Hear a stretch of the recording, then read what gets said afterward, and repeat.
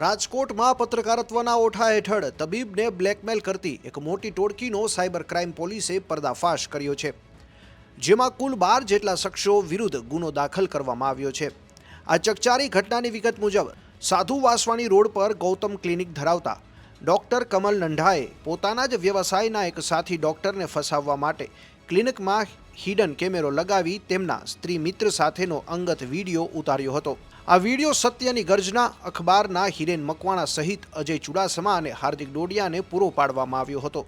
ત્યારબાદ Bharat times, B1 news, Bharat headlines અને Rajkot headlines જેવા કહેવાતા અખબારોના માલિકો, તંત્રીઓ અને રિપોર્ટરોએ મેળા પીપળું કરીને આ વિડીયોના આધારે ફરિયાદી ડોક્ટરને બ્લેકમેલ કરી મોટી રકમ પાડવાનો પ્રયાસ કર્યો હતો।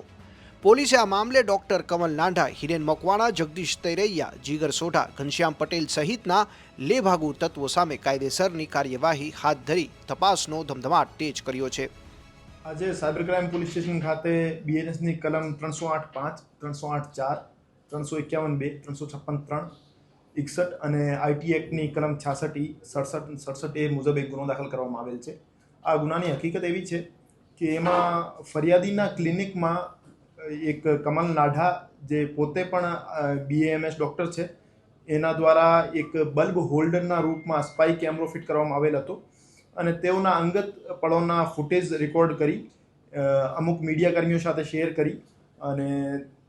એને ડૉક્ટરને બ્લેકમેલ કરવામાં આવેલ હતો અને બ્લેકમેલ કરી એમના પાસેથી 25 લાખ જેવી ખંડણીની માંગણી કરવામાં આવેલ હતી અને 50,000 રૂપિયા સ્વીકારવામાં આવેલ હતા। તો એ ગુનામાં આરોપી તરીકે અત્યારે કુલ 12 માણસો છે, જેમાં જે ડૉક્ટર કમલ નાઢા છે, સત્યની ગર્જના ન્યૂઝના હિરેનભાઈ મકવાણા છે, અજયસિંહ ચુડાસમા છે, હાર્દિક ડોડિયા છે, રાજકોટ હેડલાઇન્સના જગદીશ તૈરૈયા છે, ભારત ટાઈમ્સના જીગર સોઢા છે, ભારત ટાઈમ્સના ઘનશ્યામસિંહ છે, ભારત ટાઈમ્સના જતીન નથવાણી છે, ભારત હેડલાઇન્સના અમિત ઠક્કર છે અને B1 ન્યૂઝના ભરતભાઈ છે અને આ સિવાય અમુક ફોન નંબર્સના ધારક છે જે આરોપી તરીકે છે અને અત્યારે સાયબર ક્રાઇમ પોલીસ સ્ટેશનના PI શ્રી આ ગુનાની તપાસ કરી રહ્યા છે અને હજુ સુધી કોઈ આરોપીની ધરપકડ કરવામાં આવેલ નથી। આ જે સ્પાઈ કેમેરો ફિટ કરનાર માણસ કમલ નાઢા છે, એનો એક્સેસ જે ફરિયાદી છે ડૉક્ટર, એમના ક્લિનિક સુધી હતો અને એ પોતાના જે મરીજ છે એ એના ડૉક્ટરના ક્લિનિકમાં મોકલતો હતો। તો એ રીતે ઇઝીલી એક્સેસ મેળવી ત્યાં એમના જે ઇન્જેક્શન લગાવવાવાળો સેક્શન હોય છે ત્યાં એને બલ્બનો હોલ્ડર હોય, એ બલ્બનો હોલ્ડર સ્પાઈ કેમેરાના રૂપમાં મૂકી અને એના વિડીયો રેકોર્ડ કર્યા હતા। એવું જાણવા મળ્યું છે કે આરોપી પાસે કુલ 3,000 થી 4,000 જેવા વિડીયો છે, જેમાં ડૉક્ટરના અંગત પળોના વિડીયો તો છે જ, બાકી મરીઝોના પણ જે ઇન્જેક્શન લગાવતા અને ઓબ્જેક્શનેબલ વિડીયો છે એ બાબતે પણ વધારાની તપાસ કરવામાં આવશે। મોટાભાગના એવા જે વિક્ટિમ્સ હોય છે જેને કહેવાતા મીડિયા કર્મીઓ દ્વારા બ્લેકમેલ કરવામાં આવે છે અને જેના પાસેથી ખંડણીની માંગણી કરવામાં આવેલ છે, એ સમાજમાં ઇજ્જતના ડરથી અથવા ફ્યુચરમાં કોઈ પરેશાની ના થાય એના ડરથી પોલીસની સમક્ષ આવતા નથી। તો હું તમામને અપીલ કરવા માંગુ છું કે જ્યારે પણ આપને કોઈ એવા કથિત મીડિયાકર્મી અથવા બીજા કોઈ માણસો દ્વારા બ્લેકમેલ કરવામાં આવે અથવા મીડિયાનો ડર બતાવીને તમારા પાસેથી પૈસાની માંગણી કરવામાં આવે તો આપ તરત જ પોલીસનો સંપર્ક કરો અને આપ જ્યાં સુધી સહન કરતા જશો એ આપની પાસેથી માંગણી વધારતા જશે, પણ આપ પોલીસનો સંપર્ક કરો તો પોલીસ આપની પૂરેપૂરી મદદ કરશે। એ જે મેં મીડિયા કર્મીઓના નામ બોલ્યા છે, સત્યની ગર્જના, રાજકોટ હેડલાઇન્સ, ભારત ટાઈમ્સ અને ભારત હેડલાઇન્સ, B1 ન્યૂઝ, એના તમામના લાયસન્સ અને તમામના ડોક્યુમેન્ટ્સ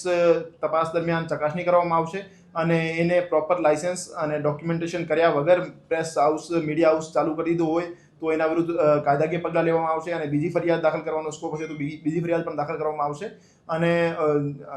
હું તમામ જનતાને અપીલ કરવા માંગુ છું કે આપને ધ્યાનમાં એવા કોઈ મીડિયા કર્મી આવે, જैसे અમુક સમય પહેલા અમારા ધ્યાનમાં આવ્યો હતો કે 3 મર્ડરના આરોપી હતો, એ એક XYZ ન્યૂઝ નામથી એક ન્યૂઝ ચલાવતા હતા અને લોકોને બ્લેકમેલ કરતા હતા, તો એની પણ કમ્પ્લેન અમને મળી હતી। એ જ રીતે આપને કોઈ બ્લેકમેલ કરતો હોય તો આપ તરત જ રાજકોટ ક્રાઇમ બ્રાન્ચ યા રાજકોટ શહેર પોલીસનો સંપર્ક કરો, જેથી અમે કાયદાકીય પગલાં લઈ શકીએ। અમે આની પહેલાં પણ એક સરકારી કર્મચારીની ફરિયાદ લઈને મીડિયા કર્મી વિરુદ્ધ ગુનો દાખલ કર્યો હતો। એ જે આરોપીઓ છે એના ગુનાહિત ઇતિહાસ છે કે કેમ એ બાબતની ચકાસણી તપાસ દરમિયાન કરવામાં આવશે અને હજુ સુધી અમારી પાસે એવી કોઈ માહિતી સરકારી કચેરીઓમાં પણ જે અરજદાર આવતા હોય છે એમને ગુમરાહ કરવા માટે એ જે કહેવાતા પત્રકાર છે એ કુખ્યાત છે. તો હું તમામ સરકારી કચેરીઓમાં જે એવા પત્રકાર લોકોને, માણસોને અથવા સરકારી અધિકારીઓને બ્લેકમેલ કરતા હોય, હેરાન કરતા હોય, એને પણ તરત જ પોલીસનો સંપર્ક કરવા માટે હું અપીલ કરું છું. અને કોઈ આરટીઆઈના નામે પણ એમને બ્લેકમેલ કરતો હોય અથવા મીડિયાના નામે પણ બ્લેકમેલ કરતો હોય અથવા ખંડણીની માંગણી કરતો હોય તો આપ તરત જ પોલીસનો સંપર્ક કરો. અને જે આપે પૂછ્યો, જૂન 2024થી આ દિન સુધી ફરિયાદીને લગાતાર ધાક ધમકી અને એક્સટોર્શનની એમની ડિમાન્ડ ચાલુ હતી અને 25 લાખ રૂપિયાની માંગણી એમના પાસેથી કરવામાં આવેલ હતી. અને એ વિડીયો જે છે 2023ના આજુબાજુમાં રેકોર્ડ થયેલા છે અને એના પછી એને મીડિયા કર્મીઓ સાથે શેર કરી અને ડૉક્ટરને બ્લેકમેલ કરવાનું શરૂ કર્યું હતું. હજુ સુધી પોલીસ પાસે એવી કોઈ માહિતી નથી કે મીડિયા જે વિડીયો છે, વિડીયોને કોઈ બીજા પ્લેટફોર્મ ઉપર શેર કર્યા હોય અથવા વેચ્યા હોય. પણ તપાસ દરમિયાન એવું કોઈ સામે આવશે તો એમાં યોગ્ય કલમો જે સર્ક્યુલેશનની લાગતી હશે એ પણ ઇન્વોક કરવામાં આવશે અને કડક પગલાં લેવામાં આવશે. પ્રથમ દ્રષ્ટિએ એવું જાણવા મળ્યું છે કે જે આરોપી કમલ નાડા છે એ જે ફરિયાદી છે, ફરિયાદીના બીજા ક્લિનિકમાં એમનો એક્સેસ હતો અને ત્યાં કામ કરતા લેડી ડૉક્ટર સાથે એમનો એકતરફી પ્રેમ હતો અને એના કારણે એને એમનો સ્પાઈ કેમેરો મૂક્યો હતો. પછી એની દાનત બગડી અને એવા વિડીયોઝ એમની પાસ આવ્યા તો એને ખંડણી માંગવાનું શરૂ કર્યું. એમની પાસે પ્રોપર લાયસન્સ અને પ્રોપર ડોક્યુમેન્ટેશન નહીં હશે તો એના વિરુદ્ધ જે સોશિયલ મીડિયા ઉપરથી, એના